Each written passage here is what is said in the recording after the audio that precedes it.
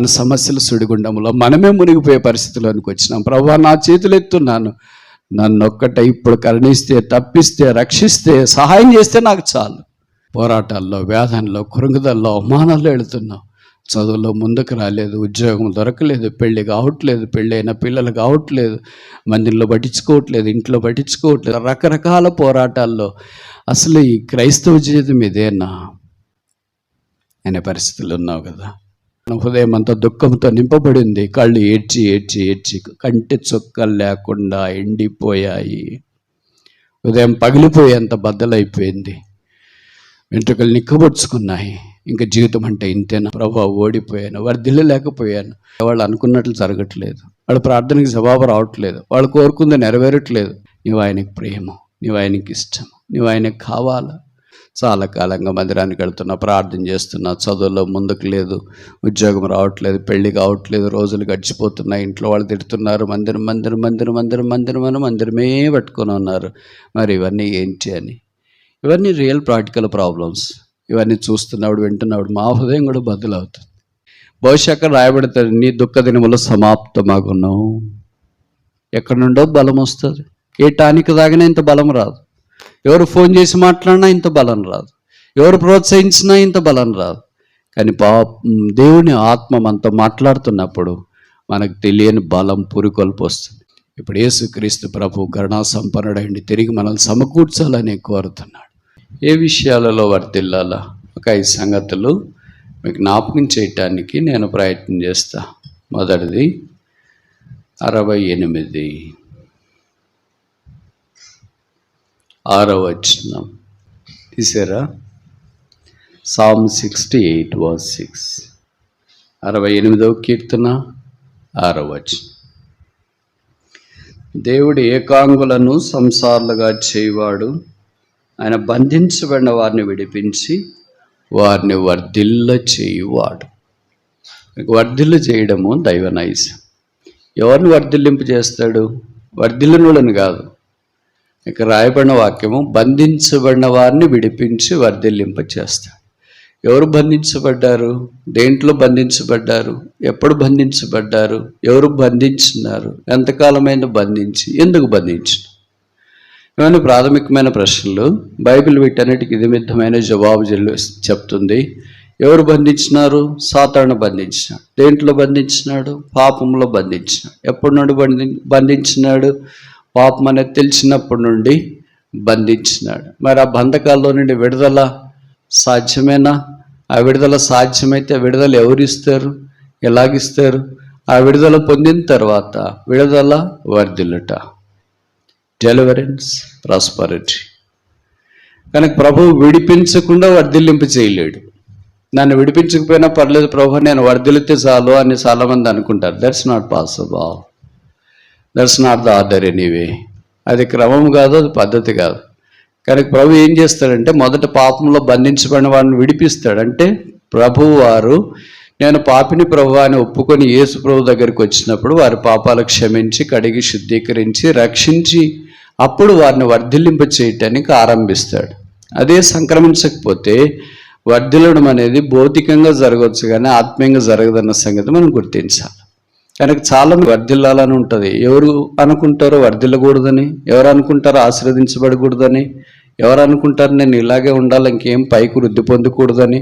ఎవరైనా వృద్ధి పొందాలనుకుంటారు, విస్తరింపడాలనుకుంటారు, ఆశీర్వదించబడాలనుకుంటారు, వర్ధిల్లాలని అనుకుంటారు. ఇది నైజం. మనిషిని యొక్క స్వభావం అలాగ ఉండాలి కూడా. ఆశ లేకపోతే మనం జీవించలేం కదా. ఆశ ఉండాలి కానీ దురాశ ఉండకూడదు. కానీ విచిత్రం ఏంటంటే మనకు ఆశ ఉండదు కానీ దురాశ ఉంటుంది. దాన్ని బట్టి చాలాసార్లు మనం నష్టపోవటానికి అవకాశం ఉంటుంది. ఇప్పుడు ప్రభువారు మనల్ని వర్ధిలింప చేయటానికి మొదలు విడిపించాలని కోరుతున్నాడు. పాపంలో బంధించబడిన మానవుని, అది ఎలాంటి పాపమైనా కావచ్చు, చెప్పుకునేది కావచ్చు, చెప్పలేనిది కూడా కావచ్చు, ప్రభువుని యేసునందు విశ్వాసం ఉంచి పాప క్షమాపణ పొందాలని మనవి చేస్తున్నా. మానవ జీవితం అశాశ్వతమైనది. మనుషుడు చాలా గొప్పవాడని అనుకుంటా ఉన్నాడు. ఇప్పుడంతా ఏ వచ్చింది కదా, ఇంకా నేను చాలా డెవలప్ అయిపోయాను, స్మార్ట్ ఫోన్లు వచ్చేసినాయి, అంత రోబోటిక్ టెక్నాలజీ వచ్చింది, అంత టెక్నాలజీ పూర్తిగా మారిపోయింది. టెక్నాలజీ మారవచ్చు, అన్నీ మారవచ్చు, స్థితిగతులు మారవచ్చు, డబ్బులు మారవచ్చు, అన్నీ హైప్ వచ్చిండొచ్చు, కానీ మనిషిని యొక్క హృదయం మారలేదు. ఇది బాల్యం నుండి చెడ్డది. ఆదికాండం 6వ అధ్యాయంలో రాయబడింది, మనుషులు చెడుతనం భూమి మీద గొప్పదని వారి తలంపుల్లోని ఊహలని కేవలము చెడ్డవని దేవుడు చూచెను. ఆ రోజు నుండి ఈ రోజు దాకా there is not even inch of the change in the heart of a man. మనుషుని యొక్క హృదయం ఆదికాండం మొదలుకొని ఇప్పటిదాకా కల్చర్ మారింది, వయసులు మారిపోయినాయి. అప్పుడు 900 సంవత్సరాలు బతికేవాళ్ళు, ఇప్పుడు 70-80 ఏళ్ళకి పిట్టలో రాలిపోతున్నారు. అప్పుడు రోగాలు అరుదు, ఇప్పుడు రోగాలు తీవ్రంగా వస్తున్నాయి. అప్పుడు చదువు లేదు, ఇప్పుడు చదువు ఎక్కువైపోయింది. అప్పుడు కంప్యూటర్ లేదు, కంప్యూటర్లు వచ్చినాయి. ఎన్ని మారినా, కల్చర్ మారినా, క్యాష్ మారినా, క్యాస్ట్ మారినా, కలర్ మారినా, క్లాత్స్ మారినా ఉదయం మారలేదు. ఆ కారణం చేత హృదయాన్ని మార్చుట కొరక యేసుప్రభువు వారి భూమి మీదకి దిగి వచ్చిన. మనిషిని యొక్క జీవితం చాలాసార్లు ఆరోగ్యకరంగా ఉన్నప్పుడు అనుకుంటాను, నేను చాలా బాగున్నాను, ఇంకేముంది నాకు, చాలా కాలం జీవిస్తానులే. మంచిదే, చాలా కాలం జీవించండి, కలకాలం వర్ధిల్లండి. అయితే అదే సమయంలో జీవితంలో అన్నీ చెప్పి రావు. కల్లోలమయ్యే జీవితం కూడా కొన్నిసార్లు కనిపించవచ్చు. అదేంటి, మరణం కూడా దాపరించవచ్చు. అలాంటి పరిస్థితిలో వస్తే ఎలాగా? మనిషిని చాలా గొప్పవాడు అని అనుకుంటాడు కదా. మీకు తెలుసు కదా, ప్రపంచాన్ని శాసించిన అలెగ్జాండర్ ద గ్రేట్ ఎలాగ చనిపోయాడు తెలుసా? AK-47తో కాదు, ఆటం బాంబుతో కాదు, టైం బాంబులు పెట్టి కాదు, దోమ కాటుకు చనిపోయాడు. ఇప్పటికే దోమలు మనుషుల్ని తీసుకుంటున్నాను. 6 అడుగుల మనిషిని ఏంటి ఇంత దోమగా చంపడం ఏంటి? ఎప్పుడైనా మీరు ఊహించినారా? అంటే the vulnerability of a man. మనిషిని యొక్క బలహీనత ఏంటో చూడండి. ఒక దోమ కూడా మనిషిని చంపగలదు. నువ్వు ఎన్ని దోమలు చంపుతావు? దానికి ఆలౌట్ తెచ్చుకున్న అలవాటైన దోమలు ఆలౌట్ మీద పోయి కూర్చుంటాయి. విచిత్రం ఏంటంటే అలవాటైన దోమలు ఆలౌట్ చుట్టూ రౌండ్లు వేస్తుంటాయి. దానికి ఎట్లుంటుంది అంటే, ఉదయకాలం మనము ఒబెసిటీ తగ్గించడానికి ఎక్సర్సైజ్ కొరకు గ్రౌండ్లో రౌండ్లు వేసినట్లు ఉంటుంది. అవి దగ్గర రౌండ్లు వేస్తూ ఉంటాయి. కనుక ఎన్నో ప్రయత్నాలు చేస్తుంది ప్రపంచం అంతటా. డెంగ్యూ వచ్చింది ఎలాగొస్తుంది, మలేరియా వచ్చింది ఎలాగొస్తుంది? నీకున్న ఇంత 6 అడుగుల మనిషిని ఉన్నపాటున 2-3 రోజుల్లో ప్లేట్లెట్ కౌంట్స్ అన్నీ పడిపోయి ఏం దిక్కు లేకుండా కళ్ళు తేరాడేసి హాస్పిటల్కి తీసుకెళ్తే నీకు సెలైన్ పెట్టి ప్లేట్లెట్ కౌంట్స్ ఎలాగ పెంచడానికి ప్రయత్నం చేసి 3 గంటలకోసారి చెక్ చేసి ప్లేట్లెట్ కౌంట్స్ పెరుగుతూ ఉంటే ఇంట్లో వాళ్ళకి, డాక్టర్లకి సంతోషం. ఇంకా పడిపోతూ ఉంటే ఇంకా సీరియస్ కేసు ఇది. ఇంత పెద్ద మనిషిని దోమ కొట్టేయడం ఏంటి? చంద్రమండలానికి వెళ్ళాను అంటున్నాడు, చేశాను అంటున్నాడు, గూగుల్ అంటున్నాడు, అంత నాదే అంటున్నాడు. మరి దోమే నీది కదా?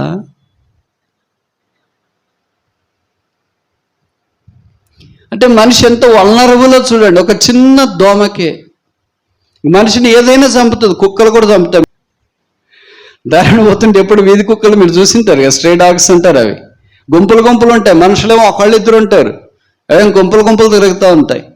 ఒక్కసారి దాడి చేసినాయి అనుకో, కుక్కలు అంటే ఒకసారి దాడి చేసిన తర్వాత ఇంకా మిగతావన్నీ దాడి చేయడానికి ప్రయత్నం చేస్తాయి. దానికి వాడుకున్న లక్షణం. అరిసె కుక్క కరవదు అని సామెత మాత్రమే కానీ కరిసె కుక్క అరవదు, అది కూడా ప్రాముఖ్యం. మనకు తెలియకుండానే వెనకొచ్చి నేరుగా పట్టుకొని ఉంటుంది. ఒకటి పట్టుకున్న తర్వాత మిగతావన్నీ వచ్చి పట్టుకున్నాయి అనుకోండి. మీరు అప్పుడప్పుడు పేపర్లో కూడా చూస్తుంటారు కదా, చిన్నపిల్లలు, వృద్ధులు, భిక్షగాళ్ళు ఇలాంటి వాళ్ళ మీద కుక్కలు దాడి చేసి చంపినాయని. కుక్క ఎక్కడ, మనిషి ఎక్కడ?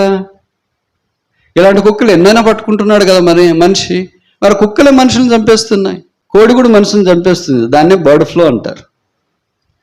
ఆ ఫ్లూ వచ్చినప్పుడు ఏం చేసినారు? కోళ్ళన్నీ చంపేసి పాత పెట్టేసి, ఎవరు కోడి మాంసం తినొద్దు, కోడిగుడ్లు తినొద్దు, ఇలా బర్డ్ ఫ్లూ వస్తుంది, మీరు చచ్చిపోతారు అంటారు. స్వైన్ ఫ్లూ, పందులు కూడా చంపుతాయి. మీరు మనుషులు అంటే మీరు ఏమో అనుకుంటున్నారు, నాకు తక్కువే, మీరు దిగదొడిపి అంటుంది. అది దారెమ్మడిపోతా.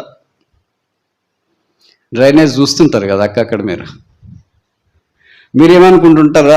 ఇదేముందిలే, అసలు మనం ఏంటి, మన డ్రెస్ ఏంటి, మన కల్చర్ ఏంటి, మన కార్ ఏంటి, అది ఇది అనుకుంటా. అదేమంటుంది, నేను ఇక్కడే ఉండి మిమ్మల్ని చంపగలను, జాగ్రత్త. దాన్నే స్వైన్ ఫ్లూ అని అంటారు. మీకు తెలుసు కదా, పంది వల్ల వచ్చే రోగం. పంది వల్ల రోగం వచ్చినా చేస్తాడు, కోడి వల్ల రోగం వచ్చినా చేస్తాడు, కుక్క వల్ల రోగం వచ్చినా చేస్తాడు, పాము కాటేసినా చేస్తాడు, దోమ కాటేసినా చేస్తాడు. ఇంక దేనికి చావంది? కానీ ఏమనుకుంటున్నాడు అంటే, నాకంటే గొప్పోళ్ళు లేరు, నా అంత అందగత్తలు లేరు, నాకంటే అందమైన అబ్బాయిలు లేరు, నాకంటే తెలివినోళ్ళు లేరు, అసలు నేనంటే ఏమనుకున్నావు అని అనుకుంటాను. నువ్వంటే ఏమనుకుంటున్నావు అంటే దోమగోళ్ళు ఎక్కువ. అయితే కరుణా సంపన్నుడైన దేవుడి పాపాత్ముడైన మానవుని ప్రేమించి దేవుడై ఉండి మానవుడిగా ఈ భూమి మీదకి దిగి వచ్చి మనుషుల పాపాలు భరించడానికి యేసునాథుడు శిలువ మీదకి వెళ్ళాడు. దోమల కొరకు ఆయన శిలువలో చనిపోలేదు, కుక్కల కొరకు చనిపోలేదు, పందుల కొరకు చనిపోలేదు, బర్డ్స్ కొరకు ఆయన చనిపోలేదు, దేవదూతుల కొరకు ఆయన చనిపోలేదు. పడిపోయిన కోట్ల కొలది లూసిఫర్తో పాటు ఉన్న దేవదూతుల కొరకు యేసునాథుడు శిలువ మీదకి వెళ్ళలేదు. కానీ పాపముల చేత పట్టబడి బంధించబడిన వారిని విడిపించటి కొరకే యేసునాథుడు శిలువలో మన కొరకే బంధించబడటానికి ఇష్టపడ్డాడు. తల మీద ముళ్ళ కిరీటం, ముఖమంతా ఉమ్మి, చేతుల్లో మేకులు, దేహమంతా కోడా దెబ్బలు, ఆయన వీపు చారలుగా లోతుగా దున్నబడి వికారుడిగా వ్యసనాక్రాంతుడిగా యేసు ప్రభువులు వారు మార్చబడ్డారు. ఆయన దేహంలో నుండి రక్తము ఏరులై ప్రవహించింది. ఆఖరి రక్త బొట్టు దాకా ఆయన రక్త ప్రవాహము కల్వరి శిలువలో మానవుని పాప పరిహారము కొరకై నది వలె ప్రవహించింది. బైబిల్ సెలవిస్తుంది, యేసు రక్తం ప్రతి పాపం నుండి మనల్ని కడిగి పవిత్రులుగా చేయను. ప్రభు అయిన యేసునందు విశ్వాసం ఉంచుము, అప్పుడు నీవును నీ ఇంటి వారిను రక్షించబడతారు. మనం పాపం నుండి చాలాసార్లు అనుకుంటాం తప్పించుకోగలమని. మనం ఎంత తప్పించుకోగలమని అనుకుంటాం, అంత లోపలికి పాపంలో పోతాం. పాపానికున్న స్వభావం అది. పాపం చాలా చక్కగా మనల్ని ఆకర్షిస్తుంది, ఆ తర్వాత మనల్ని లోబర్చుకుంటుంది, ఆ తర్వాత మనల్ని బందీలుగా చేస్తుంది. పాపంలో నుండి మనం బయటికి రాలేం. కొంతమంది అంటారు కదా, తాగుడు మానేయాలంటే, సిగరెట్లు మానేయాలంటే, డ్రగ్స్ మానేయాలంటే మేము ఇలాగ చేస్తాం అలాగ చేస్తాం అని. అది తాత్కాలికం మాత్రమే. ఒకే ఒక్కడే మానవుని యొక్క జీవితంలో ఉన్న పాపము నుండి విడుదల, స్వేచ్ఛ, స్వాతంత్రము తీసుకొని రాగలడు. ఆయన పేరే యేసు. ఆ శిలువ రక్తము ద్వారా ప్రతి పాపాన్ని కడిగి శుద్ధీకరించి ప్రతి మానవుని బంధకాలు తుత్తునీలుగా చేయగలడు. 6,000 దయ్యాలు బట్టిన సేన అనే దయ్యాలు బట్టిన వ్యక్తిని యేసు ప్రభు వారు బాగు చేశారు. ఏ హాస్పిటల్కి పోలేదు, కానీ స్థలాలకు లేదా ఏ రకమైన ప్రయత్నాలు చేయలేదు. ఆయన తను గాయపరుచుకునేవాడు, దిగంబడిగా సమాధుల్లో జీవించేవాడు. యేసు ప్రభుల వారు అలాంటి వ్యక్తి దగ్గరికి వచ్చినాడు, బాగు చేసినాడు, స్వస్థితునిగా చేసినాడు. బంధకాలు తెంచబడ్డాయి, స్వేచ్ఛ జీవిగా మార్చబడి యేసు కొరకు జీవిస్తూ వచ్చినాడు. పట్టబడిన మనిషిని విడిపించటి కొరకు యేసు ప్రభు వారు వచ్చినారు.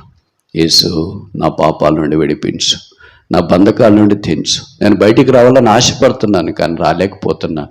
ఇది ప్రతి మనిషిని యొక్క పరిస్థితి. ఇది ఆ పరిస్థితి నువ్వు గుర్తించి విడుదల పొందాలని కోరితే యేసు ప్రభు వారు విడుదల అనుగ్రహించి వర్ధిల్లింప చేయాలని కోరుతున్నాడు. దీనికి బైబిల్ ఒక పేరు పెడుతుంది, ఆ పేరే సాల్వేషన్, రక్షణ.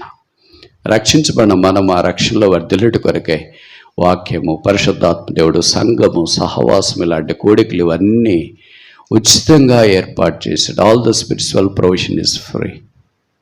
ఆత్మ సంబంధమైన ప్రతి సదుపాయం ఉచితం.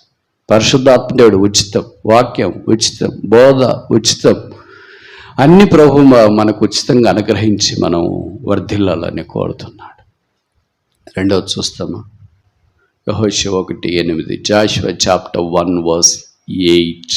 ఈ ధర్మశాస్త్ర గ్రంథం నీవు బోధింపక తప్పిపోకూడదు, దాంట్లో వ్రాయబడిన వాటన్నిటి ప్రకారం చేయటకు నీవు జాగ్రత్త పడినట్లు దివారాత్రం దాన్ని ధ్యానించుండలా నీ మార్గమును వర్ధిల్ల చేసుకొని చక్కగా ప్రవర్తించు. వర్ధిల్ల చేసుకొని, వర్ధిల్లుట. రెండవది స్క్రిప్చర్స్, వాక్యమును బట్టి వర్ధిల్లుట. Without word of God there is no prosperity. వాక్యానికి వెలపట వర్ధిల్లేదు లేదు. అందుకే ఈ వాక్యం మన సొంత భాషలో పరిశుద్ధాత్మ దేవుడు మనకు అనుగ్రహించినాడు. ఈ వాక్యము రోజుకి ఎన్ని అధ్యాయాలు చదువుతున్నారు అనే దాని గురించి నేను మాట్లాడను. ఎందుకంటే ఎన్ని అధ్యాయాలు చదువుతున్నారు అనే దానికంటే ఎంత వాక్యం మనలో ప్రభావం చేస్తుంది అనేది చాలా ప్రాముఖ్యం. 20 అధ్యాయాలు చదివేవాళ్ళు కూడా ఉన్నారు, మళ్ళీ బయటకు వచ్చి లోకంలో గడిచిపోయేవాళ్ళు కూడా ఉన్నారు. అది కాదు కదా ప్రాముఖ్యము. చదివిన ఒక చిన్న వాక్యమైనా మన హృదయాంతరంగంలో కార్యస్థితి కలిగించాలి. ఈ వాక్యం యొక్క అనుభవాన్ని గురించి యోహాను భక్తుడు చాలా వివరంగా వ్రాసిన సంగతి మనకు పరిచయం. మీరు బలవంతులు, ఎందుకంటే దేవుని వాక్యం మీ యందు నిలిచినది. The word of the lord అబైడెత్ in you. దేవుని వాక్యం ఉరికే చదువుకొని ఒక చెవిలో విని ఒక చెవిలో మర్చిపోవడం కాదు, అది మనలో నిలిచి ఉండాలని జ్ఞాపకం చేయబడుతున్నా. ఈ వాక్యం యొక్క ప్రోగ్రెసివ్ రెవల్యూషన్, పురోగమన ప్రత్యక్షత బైబిల్ మనకు తెలియజేస్తుంది. దాంట్లో యోహాను భక్తుడు పౌలు తర్వాత ఎక్కువ పుస్తకాలు రాశాడు. కొత్త నిబంధనలు 5 పుస్తకాలు ఆయన పేట ఉన్నాయి. 1 యోహాను సువార్త, 3 పత్రికలు, తర్వాత ప్రకటన గ్రంథం. 5 ఆయన ప్రస్తావించిన దాని ప్రాముఖ్యమైన సంగతి ఏంటంటే వాక్యం, వర్డ్. యోహాను సువార్తలో ఏమన్నాడు? యోహాను సువార్త 1వ అధ్యాయం 1వ వచనం, ఆదియందు వాక్యముండెను, వాక్యము దేవుడై ఉండెను. So in the beginning was the word and the word was God and the word was with God. ఆది యందు వాక్యం ఉండెను. కనుక యేసు ప్రభువుల వారు ఆ వాక్యమైన మనకు పరిచయం. ఎందుకంటే మొదటి అధ్యాయంలో రాశాడు కదా, ఆ వాక్యం శరీరధారి అయి కృపా సత్య సంపూర్ణుడుగా మన మధ్య నివసించిన. The word of God టెబర్నకల్డ్ among us. ఇప్పుడు ఆ వాక్యం పత్రిక వచ్చేటప్పటికి ఏమైంది? యోహాను రాసిన మొదటి పత్రిక మొదటి అధ్యాయం 1 John chapter 1.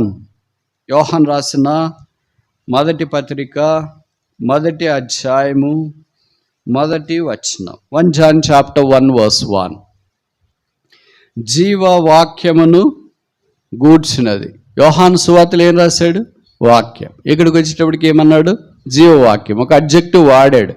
అంటే ఈ వాక్యానికి జీవం ఉంది, ఇది జీవాన్ని కలిగిస్తుంది. అందుకే 119 కీర్తన 50 వచనంలో రాయబడుతూ వచ్చింది, నీ వాక్యము నన్ను బ్రతికించి ఉన్నది. అయితే ప్రకటన గ్రంథంకి వచ్చేటప్పటికి వాక్యానికి ఆయన ఇంకొక పేరు పెడుతూ వచ్చినాడు. ప్రకటన గ్రంథం మొదటి అధ్యాయం 3వ వచనం. Revelation chapter 1 verse 3. Revelation chapter 1 verse 3. సమయం సమీపించినది గనక ఈ ప్రవచన వాక్యము, ప్రాఫటిక్ వర్డ్ కనుక 3 ప్రత్యక్షతలు వాక్యాన్ని గురించి ఇచ్చినాడు. మొదటి సువార్తలో వర్డ్ ఆఫ్ గాడ్, దేవవాక్యము. మొదటి పత్రికలో మనం చూస్తాం, లేదా పత్రికలన్నింటిలో వర్డ్ ఆఫ్ లైఫ్, జీవవాక్యము. ఇక్కడికి వచ్చిన తర్వాత వర్డ్ ఆఫ్ ద ప్రాఫెసీ, ప్రవచన వాక్యం.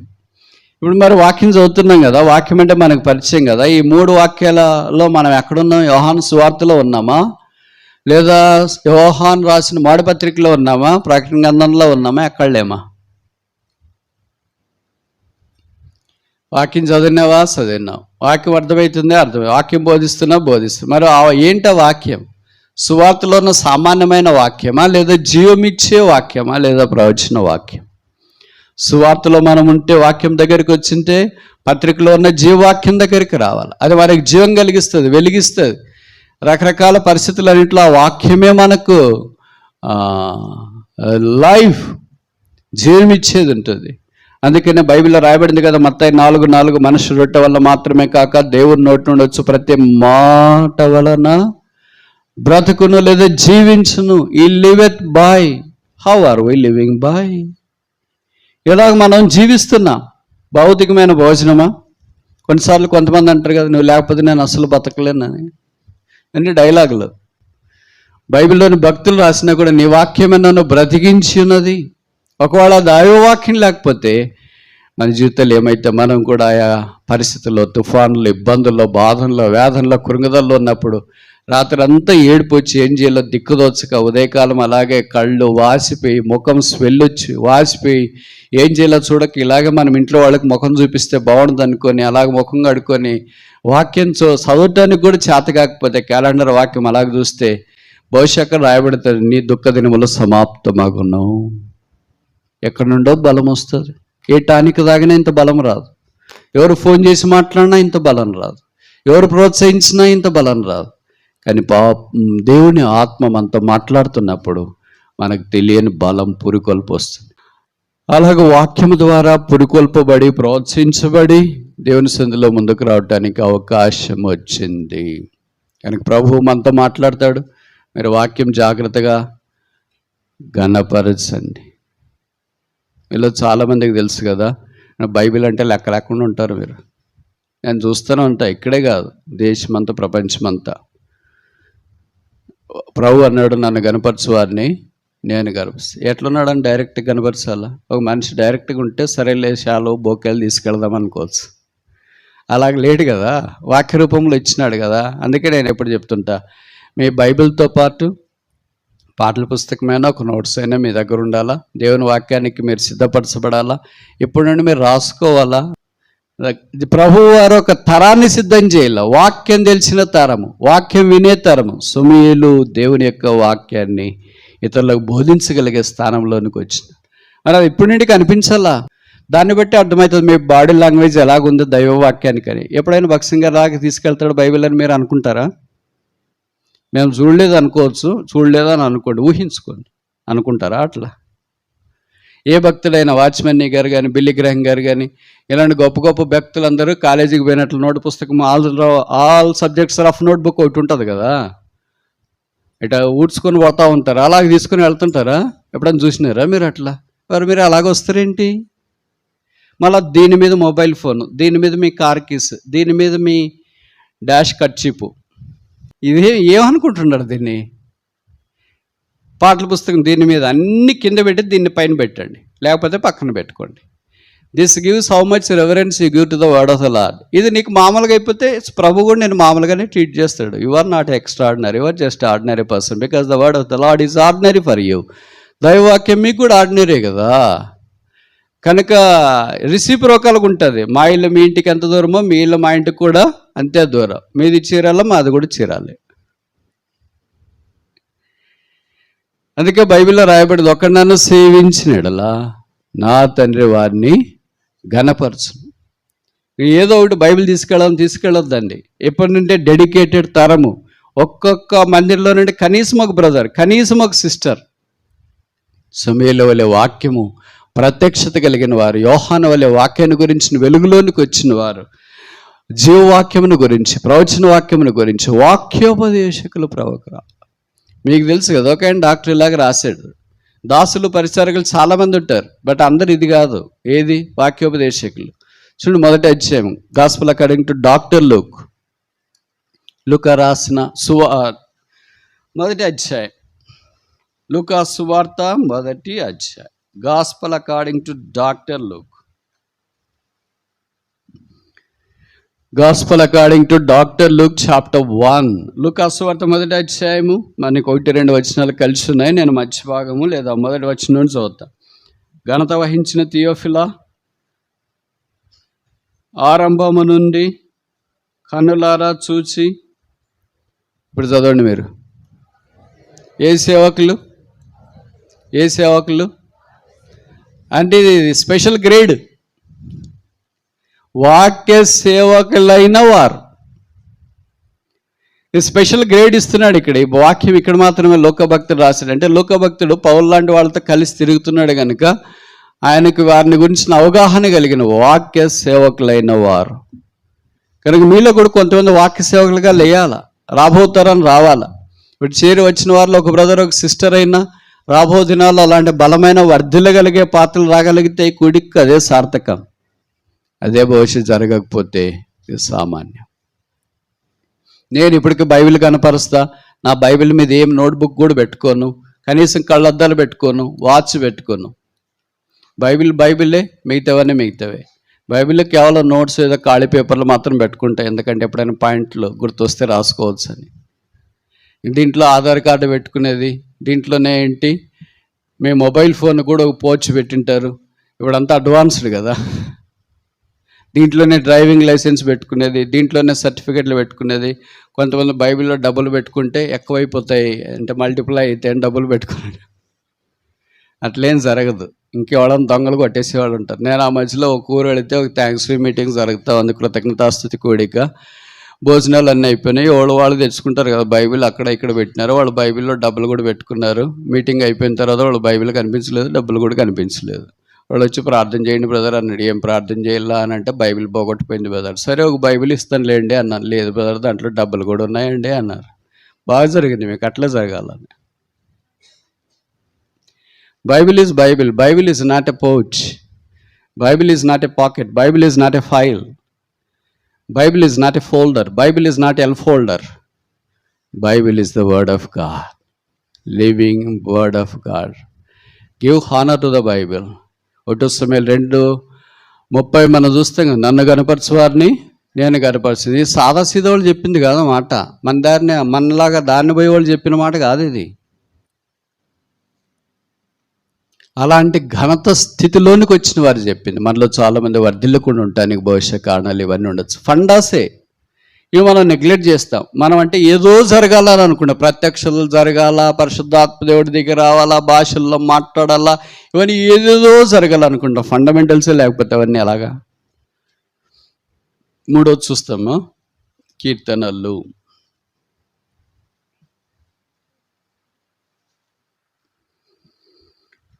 72:7 72:7.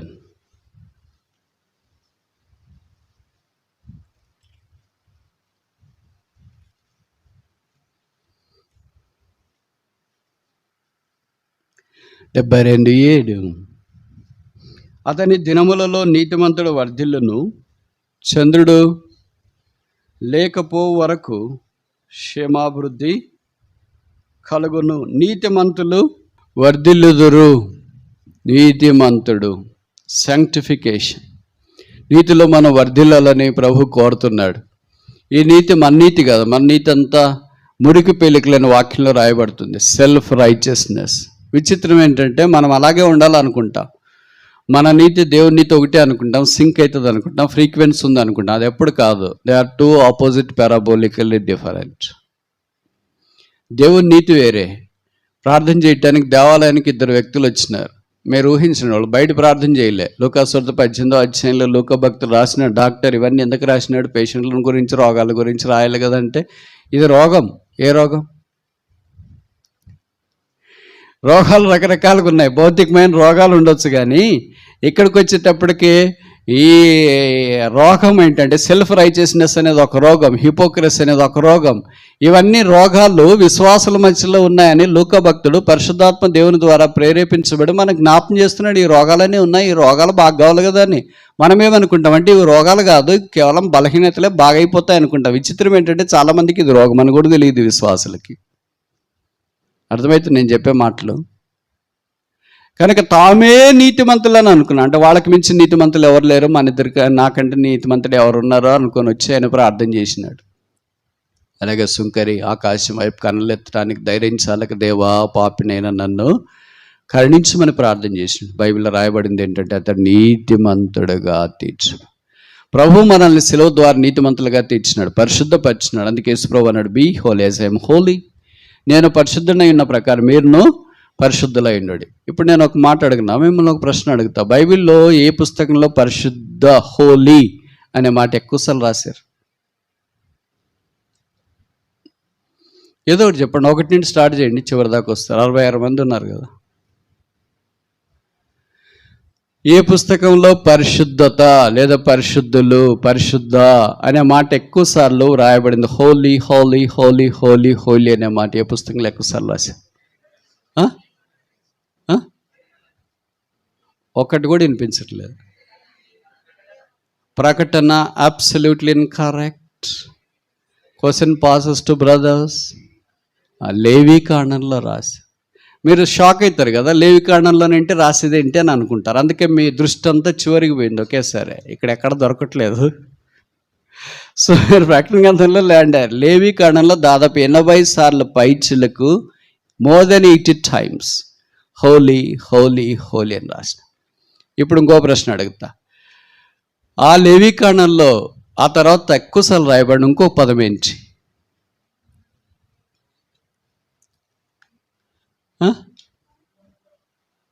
వినపడట్లేదు, గట్టిగా చెప్పండి. తప్పైతే మీకు ప్రైజ్ పోదు, ఇస్తే కదా ప్రైజ్ పోవటానికి.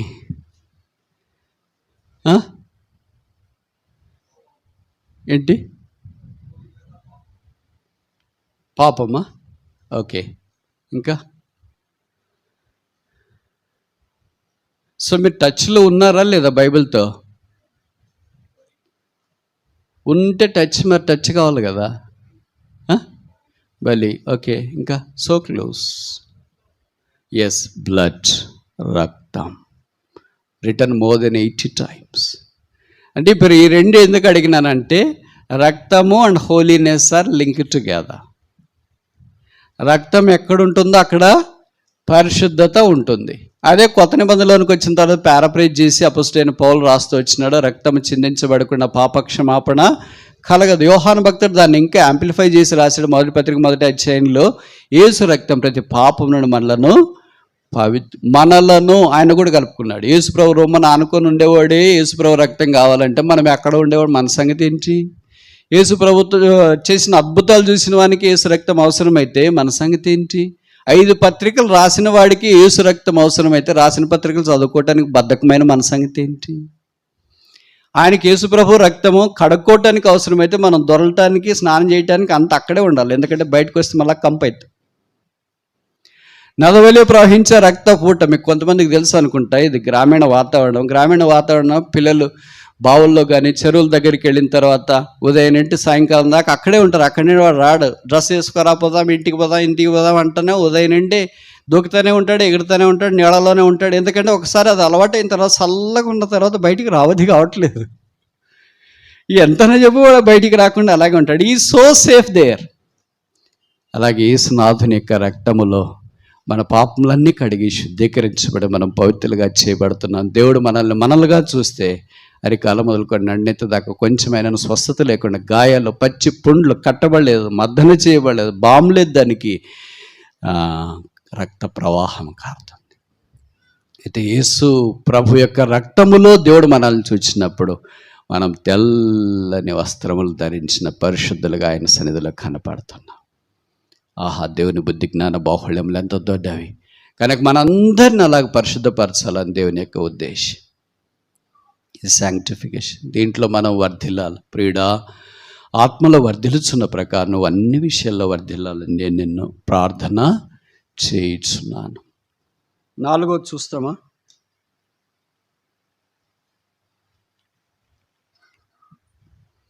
నూట 122:6.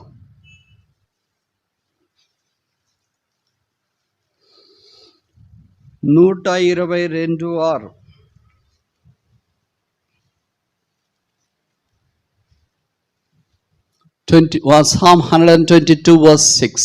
122:6. యెరూషలేము యొక్క క్షేమము కొరకు ప్రార్థన చేయుడి. యెరూషలేమా, నిన్ను ప్రేమించువారు వర్ధిల్లుదురు. Sanctuary life. ఇప్పుడు దాకా 5 ఎస్సులు చూసిన. వర్ధిల్లాలంటే మొదటిది ఏంటి? సాల్వేషన్. బంధకాల్లో నుండి విడిపించబడాలి. వర్ధిల్లాలంటే రెండవది ఏంటి? స్క్రిప్చర్స్, వాక్యం దగ్గరికి రావాలి. వర్ధిల్లాలంటే మూడవది ఏంటి? శాంక్టిఫికేషన్, పరిశుద్ధతలోనికి తీసుకురాబడాలి. ఆ పరిశుద్ధత యేసు ప్రభువే. 4వది వర్ధిల్లాలంటే సంగతి ఏంటి? దేవుని మందిరం కొరకు ప్రార్థన చేయాలా. ఆ మందిరం యొక్క క్షేమమును గురించి పట్టింపు కలిగి ఉండాలి. ఎలాగుంటుందంటే ఏదైనా అతివృష్టి అనావృష్టి ఉంటే పూర్తి మందిరంలోనే ఉంటారు. కాలేజీ గిలేజ్ అన్నీ ఎగరగొట్టేసి ఉంటారు. ఏమంటే ప్రభు మాట్లాడినాడు అంటారు. అట్లా మాట్లాడు. అట్టట్ట మాట్లాడతారు. కాలేజీ ఎగరగొట్టి మందిరంలో ఉండమని. వేసవికాలంలో అయితే అది వేరే విషయం. మిగతా సెమిస్టర్లు తీవ్రంగా కాలేజీ జరుగుతూ ఉంటే ఇక్కడ ప్రభు మాట్లాడి ఇక్కడే కూడా నన్ను ఏం చదువుకోవద్దులే అని అంటాడు. ఏం సమయాల్లో మనంతా ఒకే సమయాలు కావాలి ప్రభుకి. ఇంతమంది సమయాలు కాదు. ఒకే దావీదు కావాలి ప్రభుకి. ఇంతమంది దావీదులు కాదు. కనుక వాటిని మానక వీటిని చేయాలి. వాటిని మానకంటే చదువు మానకూడదు, కాలేజ్ మానకూడదు, అదే సమయంలో మందిరం మానకూడదు, వాక్యం మానకూడదు. మనది అట్టు కాదు కదా. ఏదో ఒకటి చేయమంటే చేస్తాం. మల్టీ టాస్కింగ్ ఎడ చేస్తాం? మరి బైబిల్ అలాగే చెప్తుంది, balance life. Balance both academic and also spiritual. అది మన చదువు విషయం జాగ్రత్తగా ఉండాలి, ఆత్మీయ విషయాలు జాగ్రత్తగా, ఉద్యోగం జాగ్రత్తగా ఉండాలి, ఆత్మీయ విషయాలు జాగ్రత్తగా ఉండాలి. వాటిని మానక వీటిని చేయాలి. మనం అంటే ఏదో ఒకటి చేయమంటే చేస్తాం, అన్ని చేయమంటే చేయలేమని మనం అనుకుంటాం. అందుకే చాలామంది మందిరానికి వస్తే ఇంక అన్నీ మానేస్తారు. అన్నీ చేస్తే మందిరం మానేస్తారు. ఏంటి అని అంటే ఎక్కడైతుంది బజారు, వీళ్ళు కాదు అని అంట. బైబిల్లో రాయబడిన ఇది రహస్యం. వర్ధిల్లాలంటే యెరూషలేమా, నిన్ను ప్రేమించువారు వర్ధిల్లుదురు.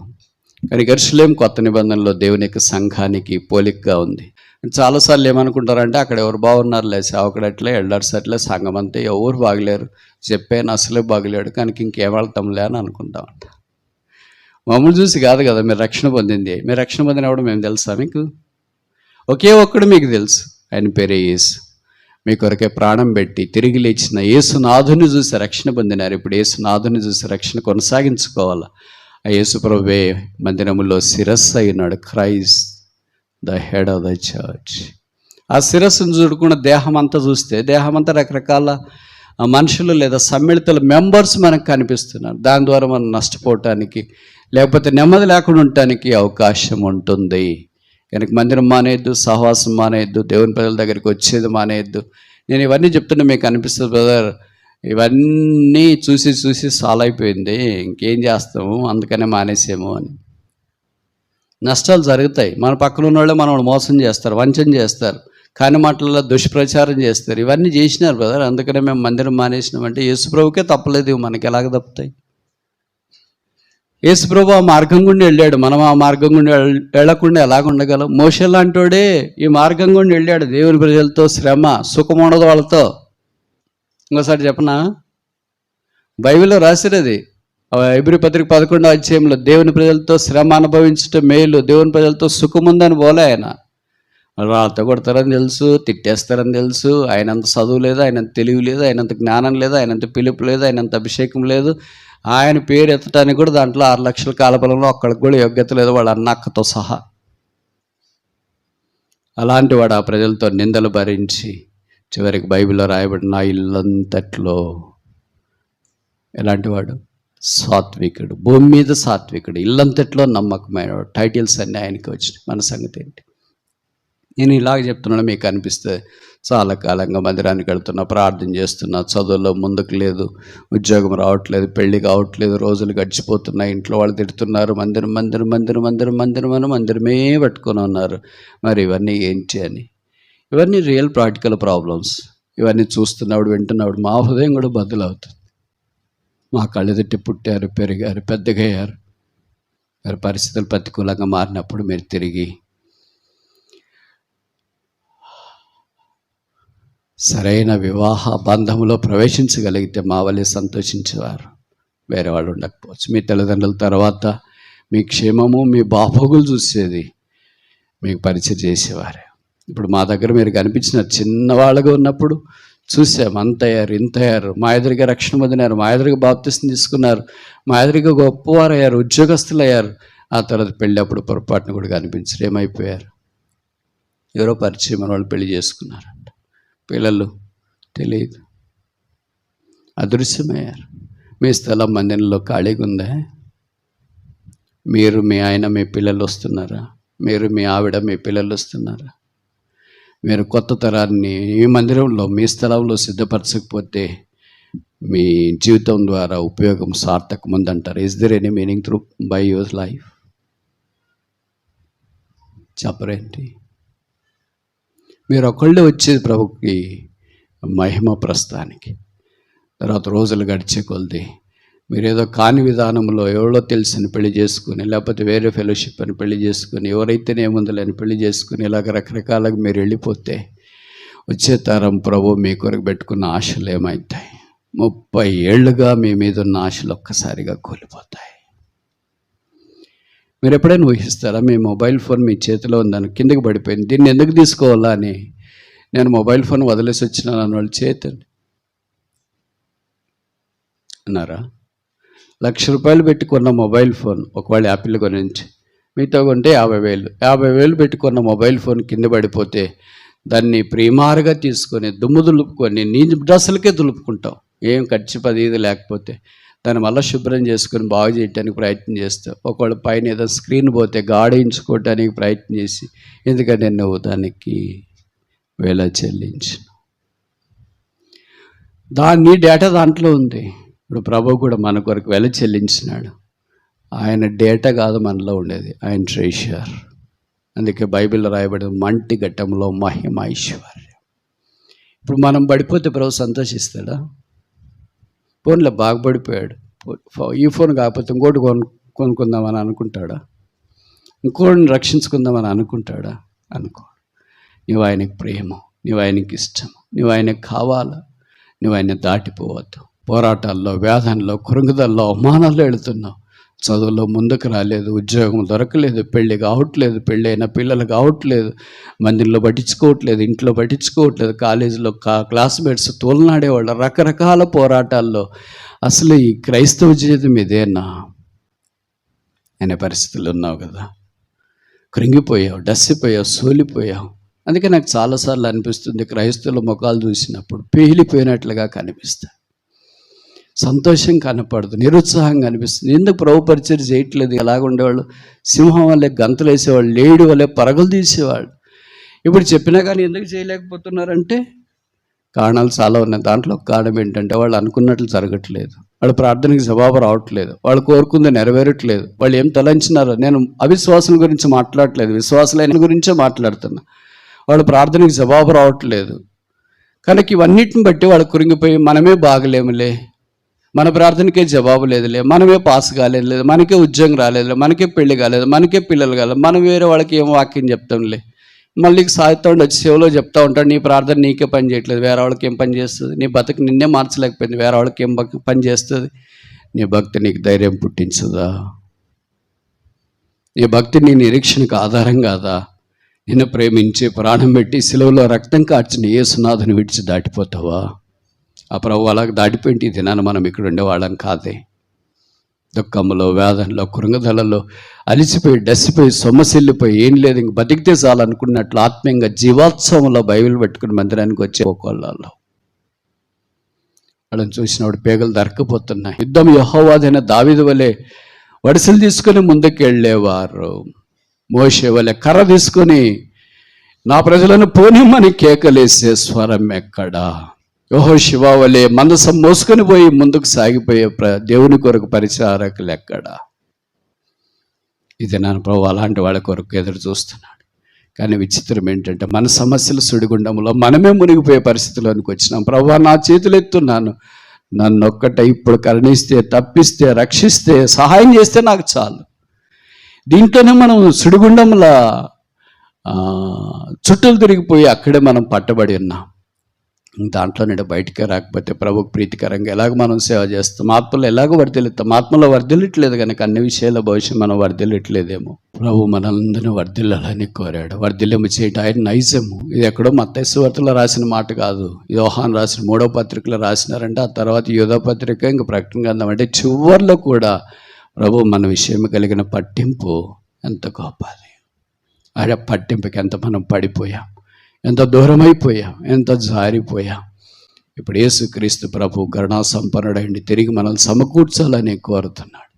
ఆయన దగ్గరికి రావడానికి ఇష్టమైన ప్రభు, ఓడిపోయాను, వర్ధిల్లలేకపోయాను, రక్షణలో ఎదగలేకపోయాను, ఏదో రక్షణ పొందినాం, వస్తున్నాం, ఆరాధన చేస్తున్నాం, ఆ తర్వాత అలాగే వెళుతున్నాం.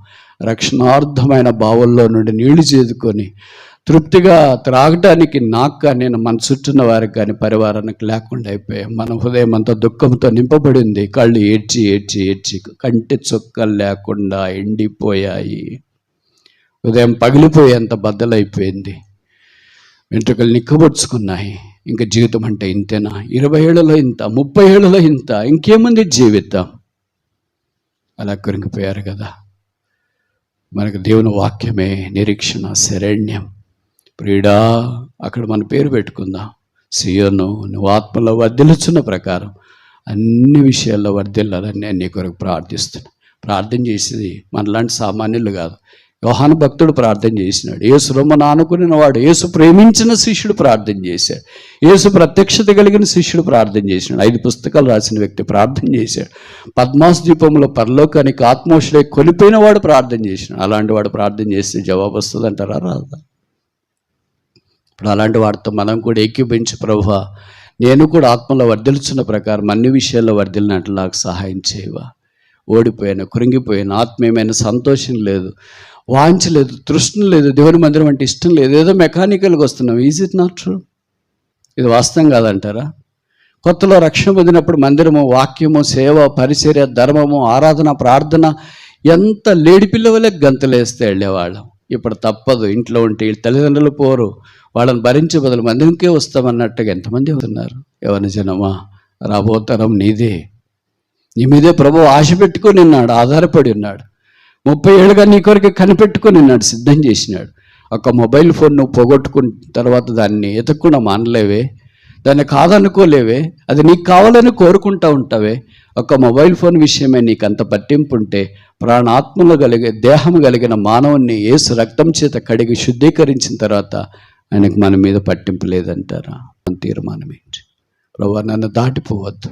నా బాధలు, నా పోరాటాలు, నా వేదన, నా కృంగుదల, నా అవమానము ఎవరికి చెప్పుకోగలను?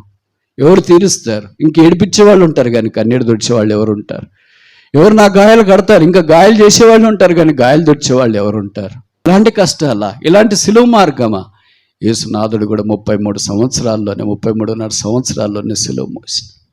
ఆయనకంటే ఎక్కువైన వారం కాదు, ఆయనకంటే గొప్ప వారం కాదు, ఆయనకంటే శ్రేష్ఠులు పొరపాటును కూడా కాదు. యేసు మార్గమే మనకు సరైన, ఆ సిలువే మన దిక్కు, ఆ ఆత్మ సంబంధమైన రక్షకుడే మన ఆధారం, ఆయన ప్రేమే మన యొక్క బంధం. తిరిగి సిలువ దగ్గరకు వచ్చి మనల్ని మనం అప్పగించుకొని ఆత్మలో వర్ధిల్లుచున్న ప్రకారం, ప్రభువా నేను కూడా అన్ని విషయాల్లో వర్ధిల్లినట్లుగా నన్ను జ్ఞాపకం ఉంచుకో. ప్రార్థన.